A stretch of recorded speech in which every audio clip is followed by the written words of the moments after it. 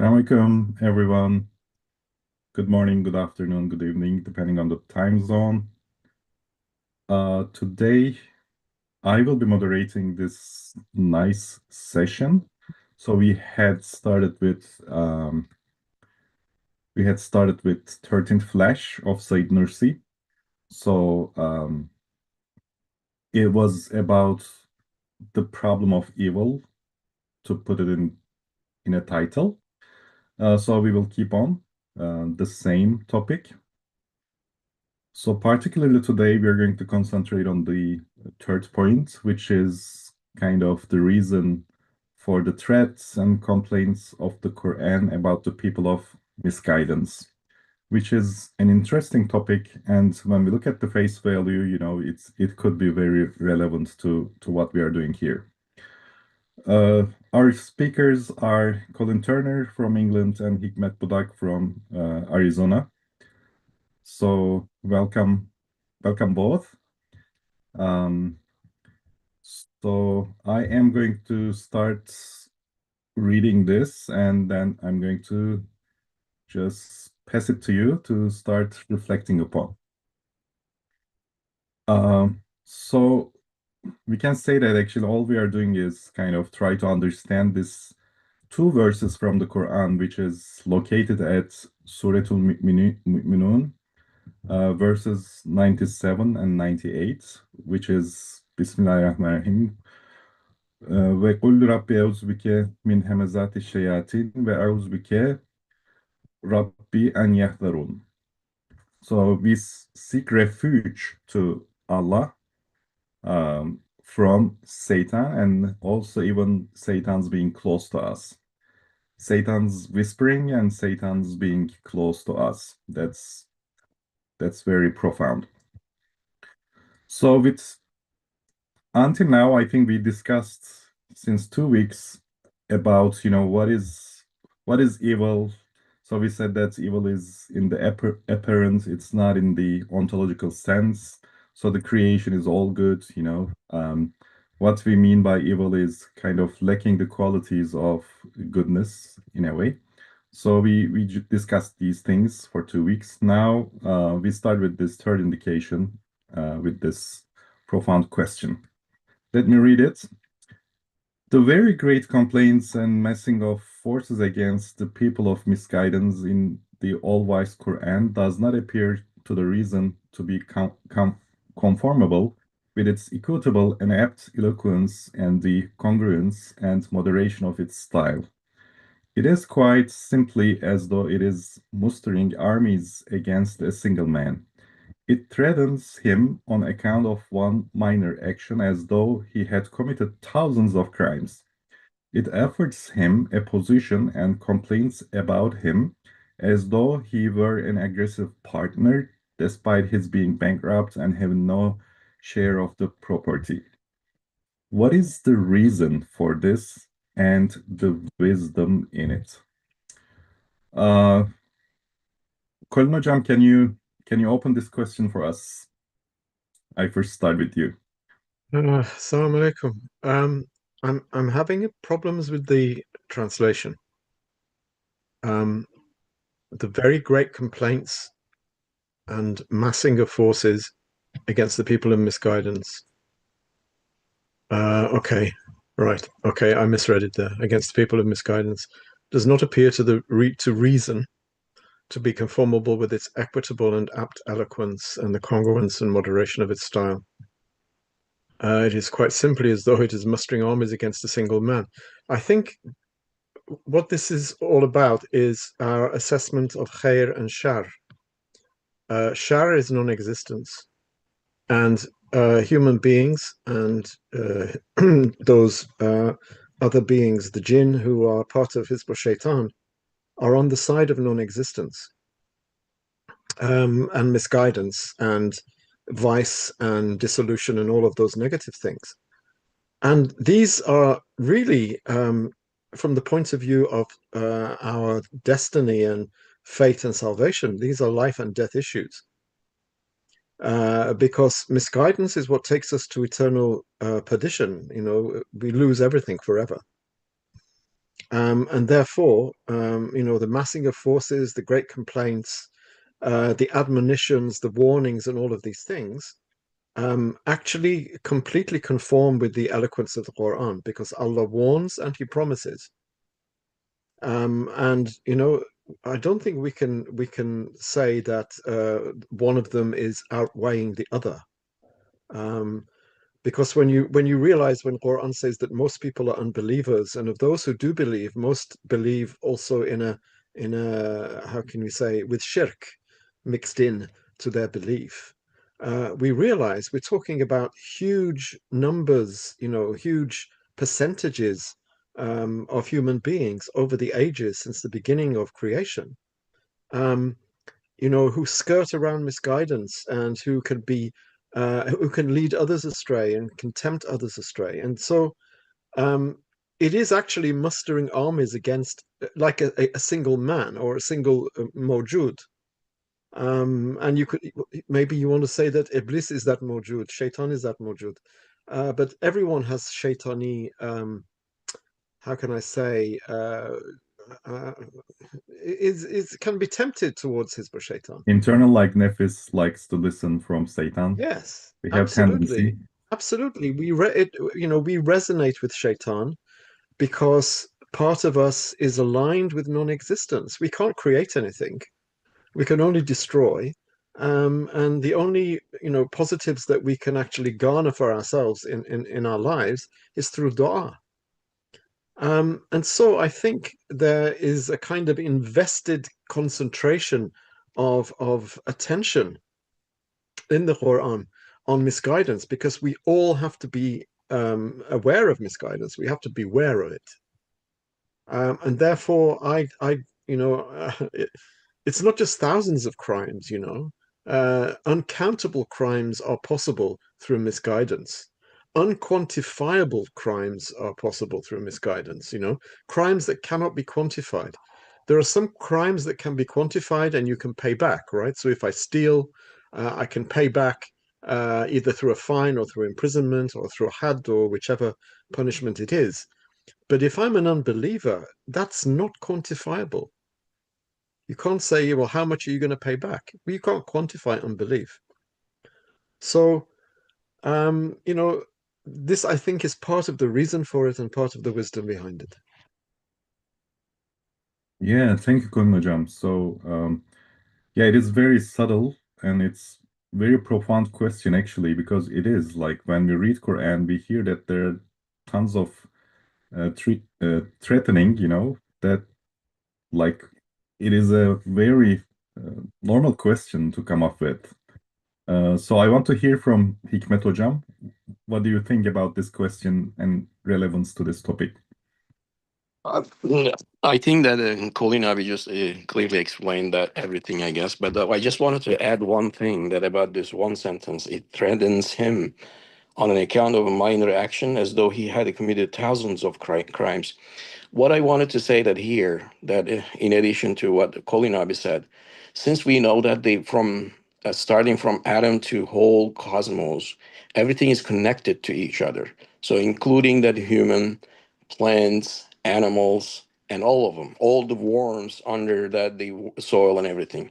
So if you are not doing something like a little minor thing, and it is just affecting not only you or just in one small part, it affects the whole cosmos really, or any other effect from coming from anything that in the whole cosmos is affecting us.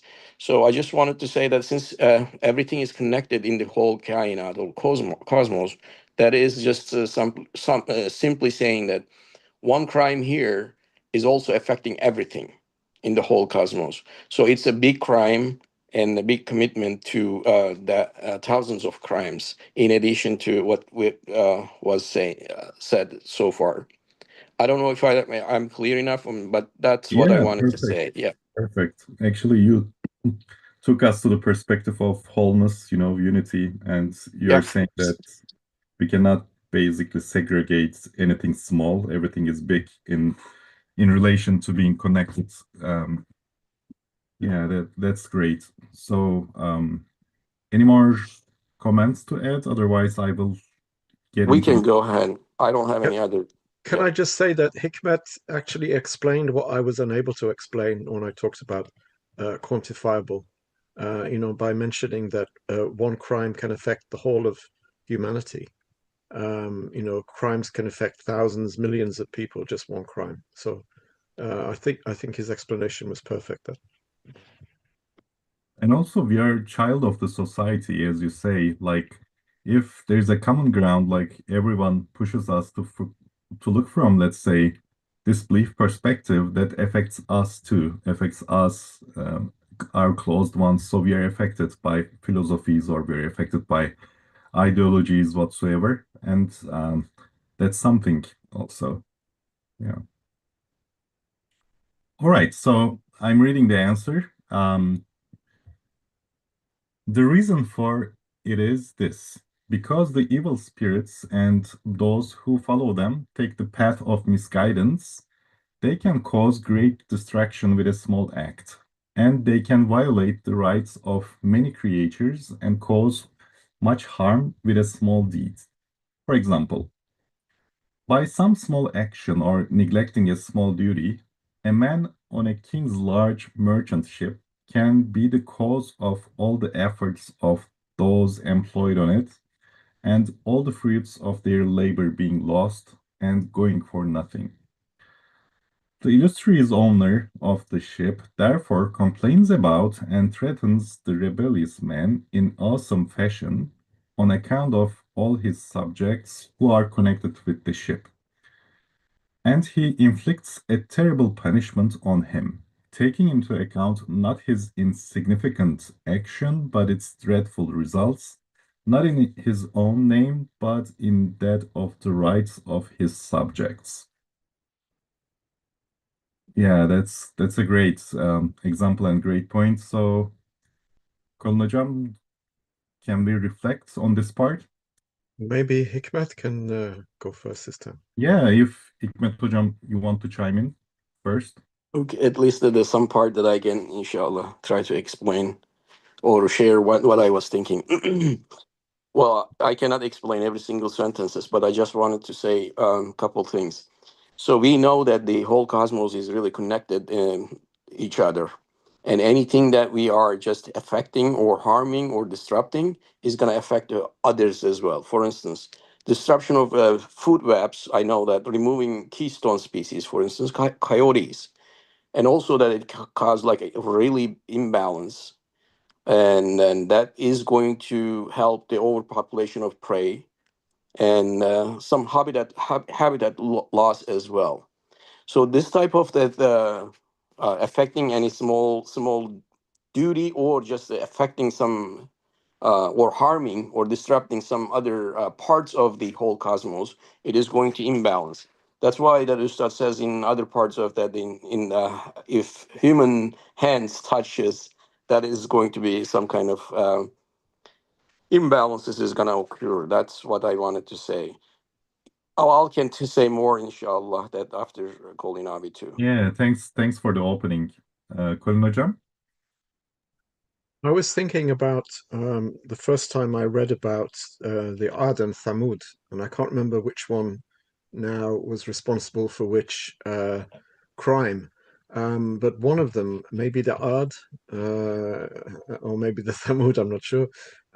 They were sort of constitutionally prone to underselling. So when they sold things, someone would ask for a kilo of something, and they would only give like 900 grams, 950 grams. They would give less than they'd been asked. And this actually led to the destruction of the whole of the Qawm, the whole of their community, because they were all given to this kind of, financially dodgy behavior, fiscally dodgy behavior. So this affects a whole society, and we can understand that now by, the parlous and quite lamentable state of money in modernity. The fiat system, which is not backed by gold, where banks can just print as much as they want, and inflation goes up and hoarding begins and all of these things. I'm not an economist, but I'm reading about money at the moment, and I'm surprised that actually there haven't been revolutions over what the bankers have done to us, for example, in the last 20, 30 years, and going further back in time as well, because the whole thing is a scam. And it affects everyone. It affects people's incomes. It affects people's wellness, their well-being. People get into debt. People can't get on the property ladder. These things are actually solvable. As Ustad says, if you do away with usury, with riba, and you instate a whole system of zakat, there wouldn't be these problems. So then I understood, just by underselling by a few grams, you are causing a huge eruption in the whole of society. It has a ripple effect, or the butterfly effect, even, they say. A butterfly flaps its wings in the Amazon forest, and in Siberia, something happens. I mean, it's an extreme example.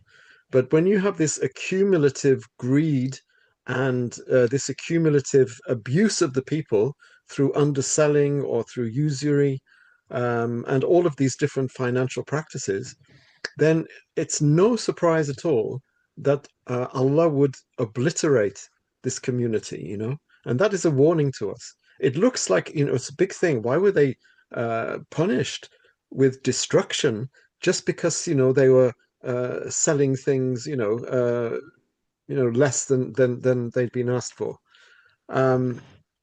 But it's quite obvious. It affects everyone, and it has a ripple effect through society. It has a top-down effect, starting with the salesman who's cheating his customers, to the customers' families and to their families, and on through the society. So it's not a small thing at all. It's a tiny act, but it has huge and very serious consequences. Great points, Kulin Hocam. So nothing should be neglected in this sense. So there is no small action in this sense. So then the complaints in this sense should be about protecting the rights of everyone, isn't it? It's not just, just saying that, you cannot do this, but it's just for to protect, everyone's rights, like the example of the ship. Any more? There's a hand. Said raised hand. Please go ahead. Assalamu alaikum. Alaikum salam. Okay. Just to make sure my voice is okay. Very Well, good. it's You hear well. oh, good. The answer comes with, I think, kind of we believe it's the truth and reality, but some would say it's like assumptions, which gives the human being like responsibility.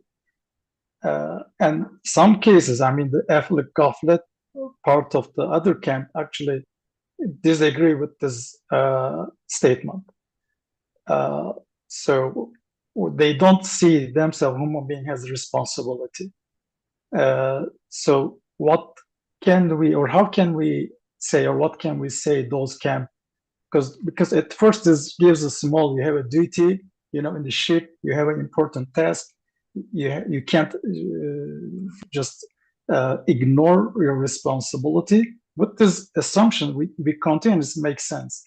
But at very first, the other camp disagree with this statement. What's this? I mean, they don't agree with that we human being has responsibility or just duty.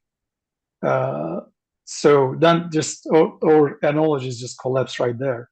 So how can we explain from this point? And another, maybe it connected with this, and also this is maybe just among us or camp, but we also say, believe also human being is a weak impotence. We are just we can't fight against even just small virus, bacteria.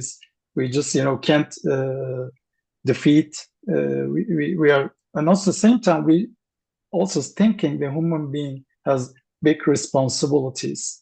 How should we compromise this to reality? Human being believing weak, and then at the same time has a huge responsibility. How should we compromise these two reality? Yeah, great question. Do you want to just open it with your thoughts? Then we can ask speakers. I like to hear speakers because our time is limited. When it's No, don't worry. We are not 13. hurry. We are here to reflect, so no hurries. All right, then. Well, it's Yeah, go ahead. yeah. I like to hear, and maybe Sure. if Hikmet Hocam, do you want to chime in? All right. If I understood correctly, that what I wanted to say is that the first part of the questions that really, I'm not sure if I understood correctly, but remember that the Ustad gave the one example, like not doing anything that is going to affect, for instance, that not turning on the water is going to completely destroy the whole garden. Remember that example from Risale-i Nur? So this is basically not a small thing. Yes, we don't have a really competency and or a lot of things that we can do, but not doing that the small duty or job is going to affect the whole cosmos or whole garden. That's what the example in given in the Risale-i Nur. And if I understood correctly, that this from the first part of the questions, that we have a little tiny things, but it is going to be affecting everything. The reason is that even that our eyes is really connected to its sun, or fly's eyes is connected to the sun, and fly's stomach is connected to that the food that is out there as well. So meaning that if you think about that, how we I can just describe that every single item in the whole cosmos is just um I will tell that the flower, that the gonja flower describes that each other, that it just covers each other, that affecting one of them or just taking one of them is going to affect the whole flower. So we are really connected to the forest that is in the Australia, because that is just giving the air as well. That is really connected to us. And one of Abi is what was clearly explaining. And one of the worm in the soil is just still that affecting us, because it just helps us that to have a good nitrogen for the plants, and then plants is giving you food to us, and then animals and things like that. So doing little tiny things or not doing the job is going to affect everything. So this is all I just wanted to say in the first part. Second part, that is true that we don't have a really a power, and we have incompetencies, and really that the only thing that we are saying is just intention. So intention is important, really important in terms of just little tiny things. But think about it. I knew that the example, for instance, you got the one little kid, and then in the elevator example, you are in the elevator, and then you're asking the kid that you want to go up and down. He's going to say that, okay, push the second floor or the down. And when you push that and then you go went down, he cannot complain, and we are down, this is dark, I want to go up or something, right? And you can say clearly that you asked for it, you really intended to go down and ask me to push the second. This is an example from different parts and different example, but I wanted to give you this, and if I understood really, that's what you meant from this question. So that little tiny intention is going to affect you, but also that it is going to affect everything, because you're pushing one button, or you're just intending to push that button, that to go wherever you go, because whatever is connected, that human being and then inside the elevator, whoever is with you is going to affect that. So this is one thing. And then the other thing that I can just say, that the little tiny harm is I was giving in the first part, that just briefly to one of the parts of the habitats or cosmos is going to affect every single thing. Like I was just saying, that the disruption of the food webs is going to remove some kind of like coyotes, and that is going to affect some kind of imbalances. So we don't know the whole picture, and we are just seeing that what we are doing, what we don't do, or what we intend to do. But the behind the scene, or that what we cannot see all the time, is that big, huge disruption. And so that we have a limited power, but the intention is affecting everything. I don't know if I understood correctly. I try to explain that from my understanding, and I'm happy to put more input if I didn't understand correctly. Thank you. Thank you. Before I turn to Colin Hocam, Bilen raised hand, so I want to hear his opinion. Bilen, do you hear us? You can. You just unmuted me. Thank you, dear Abi. Okay, I'm sorry. I just want to say one thing about the issue. I think the most important part of the question, if I didn't get it wrong, I think it looks to the hereafter. I mean, whatever we are doing in this world are actually, I mean, simultaneously and just with tiny minutes and just minute by minute, second by second, are transcribed into the realm of hereafter, into the realm of unseen, into many realms, not just the world of our milk. I mean, this is maybe the easiest stuff that we can explain. But whatever we are doing is just, I mean, forever will be echoed in the hereafter. So it will affect not just our hereafter, but the hereafter of all other people, all other things in many different ways that can only be calculated with the divine measurement. So this is why just one small neglect or one small deed, positive or negative, is so important, because it will have a continuous effect, and the total hereafter design will be, I mean, under such effect. Even our dreams, even our imaginations, even that will be transcribed into something eternal. So this is why one small act is so important. Thank you, Alan. What about the contrast? I think the striking part of the question for me was we are so weak and impotent, whereas we are given tons of responsibility. Why is there such a contrast, or are we reading it in a different way? If that's the question, I think we are the Khalifa. This is the reason. I mean, I think that we are the Khalifa. We are actually using the allowed power and ilm and other faculties of the divine with our small scale measurements. Because when we say Bismillah Rahman Rahim, that means we are acting on behalf of Him. This is really important. We are, of course, Ajiz, Fakir, and all the smaller things that we can say. But whatever we are doing, we are actually using how can I say, the borrowed power, the borrowed ilm, the will. This is the explanation of the contrast. We have we have the ability of this juzi irade, this particle will, but we have the power to push the button. This is the The button could be very small, but the effect could be huge because the design is so. I think I don't know whether this is the answer, but this is my opinion. Thank you, Alan. Yeah, great. I think great points. Fatih Atalay, you have a nice comment over there. If you're available, can you just elaborate a little bit more? If not, that's fine, Yeah, I mean, as I mentioned in the comment, like there are quote unquote terrorism laws. Like if somebody does some harm to terrorize people, it has a different punishment than like if the same harm is done for some other reason, because like it affects much more people than a single person. So like some evil terrorizes the whole universe, as if, I mean, what I understand from the verses or Ustad's explanations. So they deserve that kind of punishment. So it's not like simple bad deed or simple unbelief.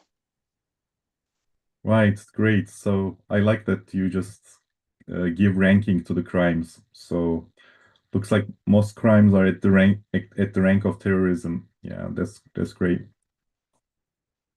Colin Hocam, do you have any more things to say. Yeah, going back to Said's question, if I understood it correctly, Bilen, I think, has answered the second part of it. Why, since we're ajiz and faqir, we have such great responsibility. Obviously, the key there is Bismillah, because we see tiny seeds say Bismillah, through their lisan hal, and then they can carry huge trees on their shoulders, Ustad says, and we are the same. And I would say that our power is reflected, not given or borrowed or loaned. It's reflected, and it happens through dua. We have to realize that we can't do it. We can only do it with Allah's help. The first part of his question, I found that interesting as well.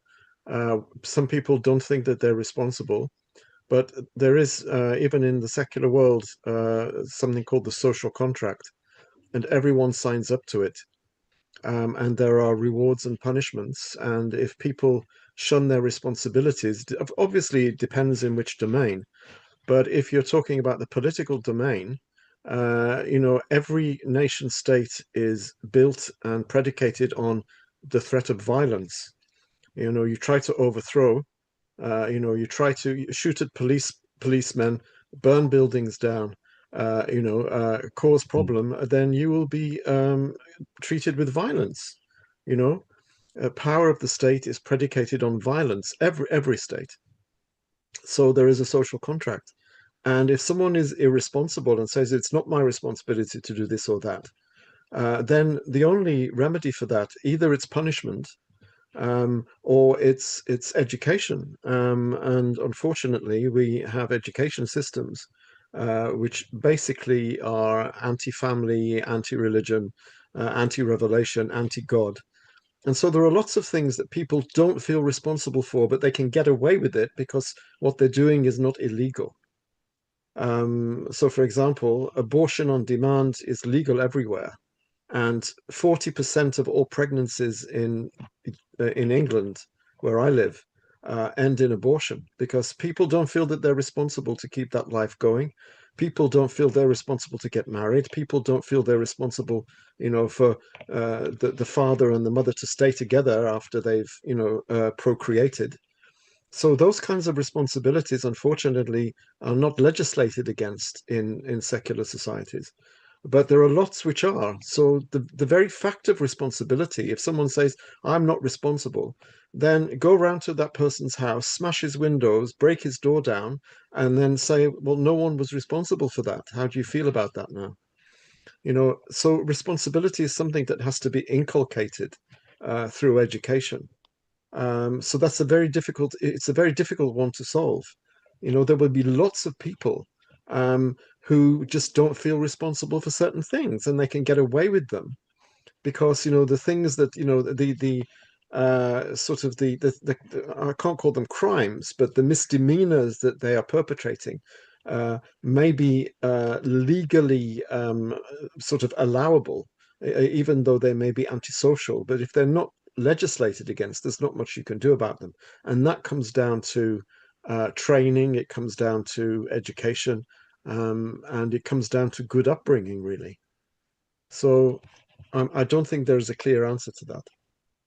Yes, Abi, it's social contract. In terms of social contract, they are good with it, but I think mostly like spiritual responsibility they are avoiding to take. That's easy to answer, if they don't believe, and even for some who believe, they feel that they're not responsible for certain things.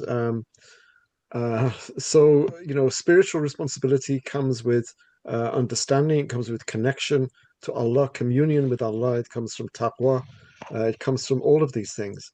But even even believers can sometimes act irresponsibly, and that's down to our being prone to making mistakes and to sinning. So again, that is down to adab. It's down to education, I think. Yes. Yeah. For the great second, point. for my second question, could you say like we are weak and impotent, like in terms of like most physical and materialistic way, but we are powerful and have strength, most like in terms of like spiritual way. can we just like separate? Will that be okay to differentiate those two statements? I think we or have just, the. Sorry, go on. yeah, or will that be so concrete, or just there's more like area just more intermingled? I think it's a more nuanced answer would be, if we can recap what we said a couple of weeks ago, is that we are zalumun jahul. It means we have an infinite capacity to fill those empty cups with reflections of the names of Allah. So, actually our poverty, as our Prophet ﷺ said, my poverty is my pride, in a faqri fakhri, because through your faqr, you understand the names of Allah and you can call on them and you can ask Allah through dua to reflect those names on you. And, you can do anything with his power and with his mercy and with his, with his help. So I don't know whether that answers that part of the question. Yeah, I think great. it supports the part of the or spiritual connections with dua. Yeah. We strengthen it. Yeah, that's actually Yeah. our yeah, spirit spiritual. soul carries on our body. Yeah. I mean, the soul can be fortified through certain practices. You go from nafsul amara to lawama, and then you go to mutma'inna. So that means you're becoming spiritually stronger. Actually, what you're doing is you're just wiping away the grime, you can say, the dirt that's covering that pure spirit. So you're not actually becoming stronger, you're just becoming less occluded, you're becoming less opaque, more transparent, maybe. Yeah, it should be matter of transparency, looks like. Yeah, All thank right. you. I appreciate it. So I see a couple of sharings. I may not read all of them, but based on my understanding, iPhone 101 teaches us usage of iPhone. Just kidding. So looks like, yeah, we are interconnected as we discussed. So we harm ourselves based on what he's writing there. We harm ourselves infinitely, and also we give harm to others too. Bilan, you just shared, it's kind of education and psychological barrier to improve general and special quality. When you put the barrier to 90%, yes, warnings threaten in a way that world could be used temporary education grounds rather than a fake heaven. Great points. So if everyone is okay, I'm just moving forward a little bit. In exactly the same way, through their apparently insignificant mistakes and sins, the people of misguidance, Satan's party, who are on the ship of the earth together with the people of guidance, transgress against the rights of numerous creatures and nullify the results of their elevated duties. The monarch of pre-eternity and post-eternity's awesome threats and complaints about them, therefore, and his mobilization of forces against them are pure wisdom within perfect eloquence and are most apt and appropriate. It is in conformity with the requirements of the situation, which is the definition of eloquence and its basis. And it is free of exaggeration, which is wastefulness in words. This part is kind of complementary to the previous part and kind of concludes about the Quran's eloquence. So for this part, maybe Hikmet Hocam, is there any points that strikes you? I think that we discussed this, and I was going to say that when the question asked that, but let's read that the second paragraph, because this is also explaining that the first part or the questions that we were discussing, and then basically that again that I don't want to read each one of the sentences. Is just a summary of that. What I understood is just anything that we are doing or not doing. That I will give that the example again. That the not turning off the water is going to completely destroy the whole garden, not only one flower in the whole garden. And so it is connected, and it's affecting every single items or individual in the garden. But we need to think about it that it's not going to only affect the plants, but also that the soil and worms, other creatures under the soil, is going to be affected. One single item which is not doing anything that like turning on the water, instead just doing nothing is going to affect.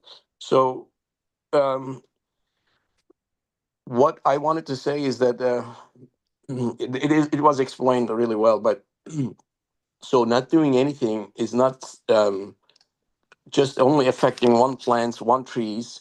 It is completely affecting that whole garden. The punishment is going to be based on that as well. And so think about it, even if like your son or daughter that they went to the garden and then with the knife and everything, it just cut few flowers. And you can just be like sad or frustrated, and then you can give him some kind of jaza, right? Punishment, just saying, hey, you did a really horrible job. And then so that you can say something. But if there's a lot of people are working in the garden and they're making money out of this garden, and if you invested like a lot of money on the garden, and if the kid just burn it completely, or one of the employee that you hired didn't turn on the water, destroy the whole garden, and that is going to affect everything, right?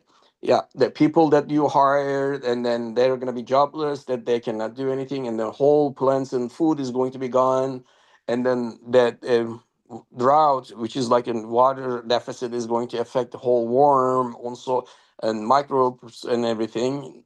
So that is just destroying every single item that is related to each other, interconnected. That's um, what we are saying. And so that the punishment that you can just give is either you're going to just completely fire him, or there's going to be any other type of punishment here or here for you that you can give. So when we think about it, and then Allah is just asking simple job, really, that in this world, and basically that he's telling us that what to do. وَمَا خَلَقْتُ الْجِنَّ وَالْإِنسَ إِلَّا لِيَعْبُدُونَ. Our job is clearly defined. And Ustad in the Risale Nur just to tell us that what our job is here in this world, try to understand and learn what the Allah is saying, what the Allah is clearly, and to get to know Him and then start loving Him and things like that. So basically, that the simple job or not doing this is just destroying whole cosmos or damaging whole cosmos. And then that's why that the sun is just working for us, that every day 365 days, right, a year, that is just we are just not doing our job that was described in the Quran, and then Prophet Muhammad sallallahu alaihi wasallam, and then sunnats and an explanation. That means that we are just against all the cosmos. Yeah, that the punishment is going to be according to that what we are doing. Although we don't do like a simple thing, for instance, what is it? We are trying to just get to know Allah and then divine names, and what is exposed and what is that manifested in this world, and whatever happens to us, big calamities and challenges and good news and everything, is just we need to understand, or we need to learn that it's coming from Allah and then divine names. So if you don't understand or try to connect to this our main job, that is just saying that we are all alone here in this world, and we can do whatever we can. And as other schools and everything, everybody says that I am coming here from scratch. I can do whatever I want. So that type of thing is going to come out from both Nefis and Shaitan, and this will destroy everything. This is all I can say right now. I think that I don't want to talk too much, inshallah. I try to Yeah, cover that was comprehensive. Thank you, Hikmet Hocam. Colin Hocam, please, let's hear you. Yes, this really interests me here, where it says, the people of misguidance transgress against the rights of numerous creatures and nullify the results of their elevated duties. It reminded me of biology class when I was at high school. I never used to listen in the science classes because they were so boringly taught. But I remember one day the biology master talking about some system, I don't know, some system or other. And at the end, he said, "Isn't it a strange thing that actually, you see these systems and they work, but the whole of the universe actually is purposeless. And it's a result of an accident. It's a result of some random event, and it's not going anywhere, and it's ultimately without purpose." Now, what he's done there, I mean, maybe he didn't realize it, and that is apparently insignificant, right? Most of us probably didn't even listen to him, but that struck me at that time as it didn't make sense to me at all. Even the science didn't make sense to me, and that made even less sense to me. But in actual fact, what he's done, he's disavowed the existence of purpose in the whole of creation. And that really is ridiculing every single atom in creation and saying that, these atoms are working randomly. They're without purpose. They're not making tasbih and tahmid. They're not glorifying their creator. They're not connected to their creator through being created. This is not just transgressing against the rights of those creatures, but he's transgressing against my right to hear something which is not misguidance. So he's inviting me to misguidance, either knowingly or unknowingly. And a lot of people, they do it knowingly, of course. So this is a kind of spiritual terrorism, actually, because for those, all of us sitting in that classroom, like 30 kids sitting in a science class, and the science teacher is telling them that the universe is purposeless. That's an open invitation to confusion, misguidance, error, and who knows, what a word of misguidance can do to a child at that sort of very impressionable age. Yeah, it's Instead almost of giving that, trauma, maybe. sorry, yeah, well, I mean, maybe, I mean, I wasn't traumatized. I just thought he was an idiot because he'd been talking about, how, I don't know, I think it was to do with the water system, evaporation and all of that. And he was describing, how everything fits together. But he said that, isn't it amazing that ultimately none of it means anything? So I wasn't traumatized, but I was completely, sort of dissatisfied with the whole experience. Um, and, but there could have been people there that were traumatized, cumulatively, especially those maybe from religious backgrounds. Right. Who knows? Who knows? So this is a kind of spiritual terrorism that we have to be very careful that we don't make the same mistakes, because sometimes we can say something as believers which actually sounds as though it's coming from the mouth of an unbeliever, like, "Oh, I was very lucky," or, "Oh, I saw him by chance." These are the things that Ustad talks about in Tabiat Risalisi. When he says that believers often say things that they don't realize it, but these are kind of tropes and maxims and adages of unbelief. I met him by accident, all of these things. So we have to be very careful because these can cause misguidance. Yeah, that's great. So all you're telling us, each speaker here, just unfolding the text, looks like we are very subtle creatures and looks like we are committing crimes that we are not aware of, so being responsible and being aware is key, looks like. Any more comments on this part before I pass? All good. It is clear that the person will be wretched who does not take refuge in a secure stronghold in the face of terrible enemies who wreak much destruction with little action. O people of belief, such a heavenly stronghold of steel is the Quran. Enter it and be saved. Yeah, that's, I think, perfect timing in a way. So let's take your takes on this statement. Hikmet Hocam, maybe turn back to you again on this. I think that I wanted to add that what Kolinavi was saying, that this, when we were talking about the whole cosmos is like a randomly it's happening or something. This is not only that affecting and then damaging and transgressive action, but also that for, especially for young minds, it is really scary. Think about it.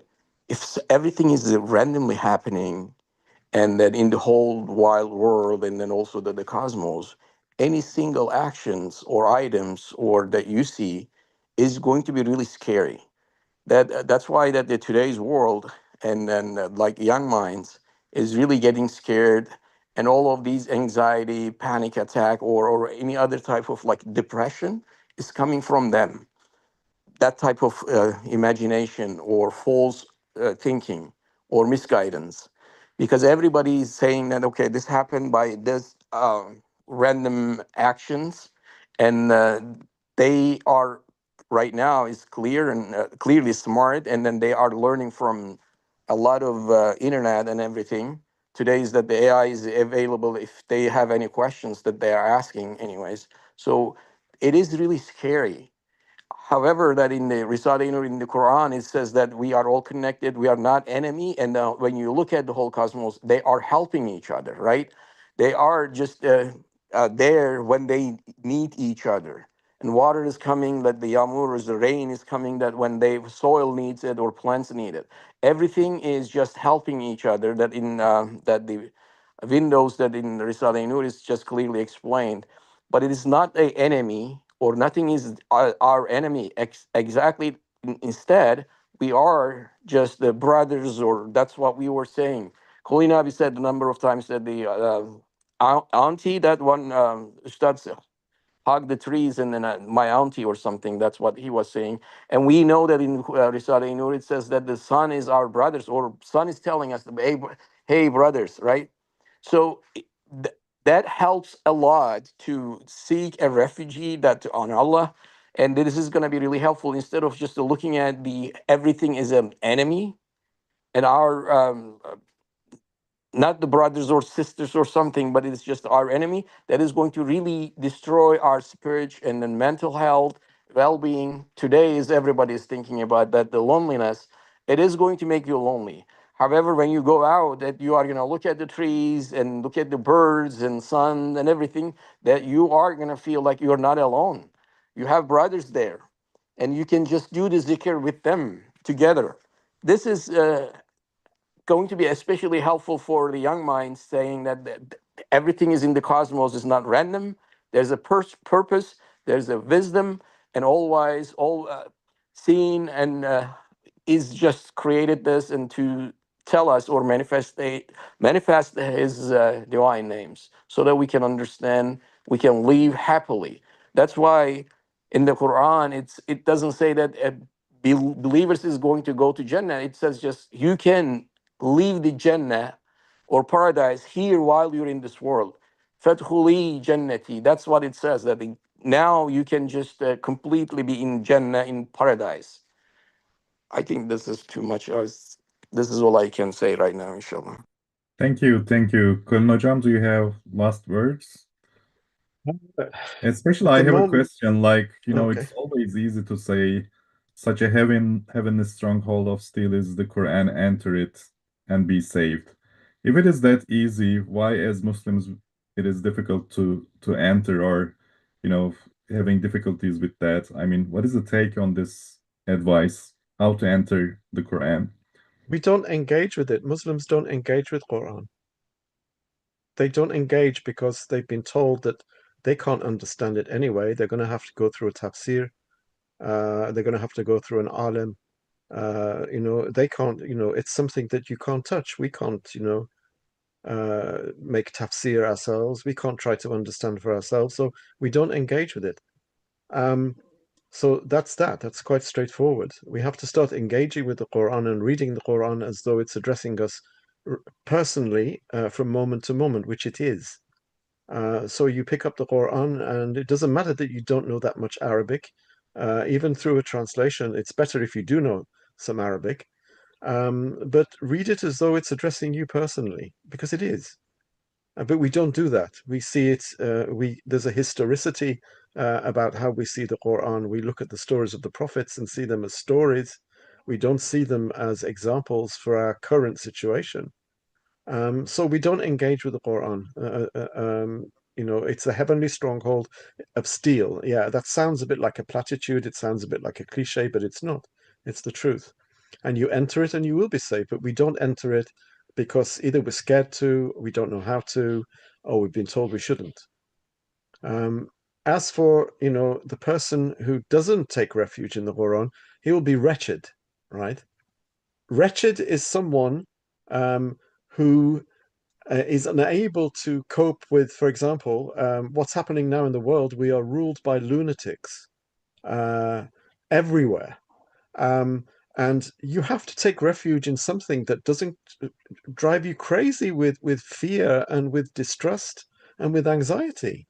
Because how do people cope? There's a saying in English: the lunatics have taken over the asylum. The asylum is usually looked after by doctors and administrators, but when the lunatics are ruling the asylum and running the asylum, what do the rest of us do? We have to take refuge in Quran. There's no other refuge. Where do you go? Where do you go when everyone's crazy? Everyone out there is crazy. Our leaders are crazy, our bankers are crazy, our economists are crazy, our so-called experts generally. You just have to look around, just see what's happening in the news these days. You can see that anyone who doesn't take refuge in Quran, I'm not talking about escapism here. I'm talking about finding an interpretive language to help us understand what's going on. And that only comes through the Quran. Otherwise, we despair. Otherwise, we become anxious. Otherwise, we develop mental health issues because we don't know how to read what's happening, because we don't enter the Quran. Yeah, that's great. And also that was the question from Razgar. So great points. So we are at the end. Thanks for every contribution. And we are closing with a prayer from who? Cezmi, maybe you? İnşallah abi.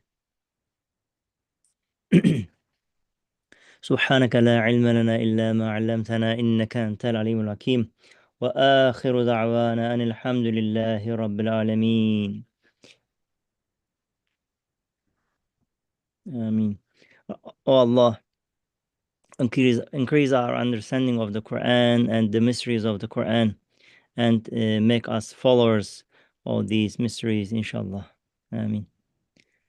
Lillahi al-Fatiha.